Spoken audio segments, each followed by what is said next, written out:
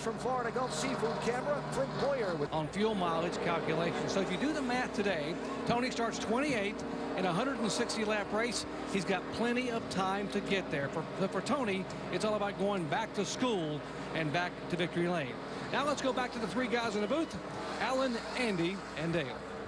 And we're talking about how that rotor can quench itself, getting overcooled, and that can make the rotor explode, actually crack, and then it going so fast and so much centrifugal force on that rotor that it can crack and break, and then that's what happened to Kyle.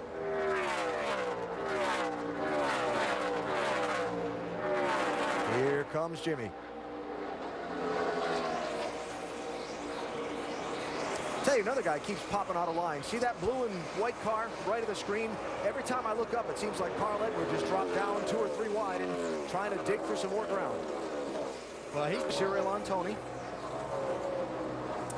And Doc, these guys played a little different strategy than most, even though they pitted at the same time as the majority of the front runners. Yes, they did, AB. They put 4 tires on. You know, yesterday Tony was just okay. Radar, you know the race has got to go past the 80-lap mark to be official. You're wondering whether it will go all the way to the 160 mark to become official, and you're trying to plot it all and make it make sense. And you know what the problem is that one variable that you'd like to have, like when is this thing going to end? You don't have it. Yeah. So it's probably going to be shortened if you're looking at this weather right. But you don't know how short. You don't know where you're racing to. So all you can do is just try to keep your car in front. And I see that the 2 car and the 55 are off sequence, and see how that works for them. Right now, it looks like Keselowski was able to stay on the lead lap by making his pit stop, but Mark was not. You see Mark chasing. Knows what can happen here. And of course, Greg Biffle, Roush Fenway Racing, you were looking at them earlier. Another powerhouse engine. Yeah, I tell you, Greg Biffle's doing a fine job right now. His lap times are top 3 in speeds right now.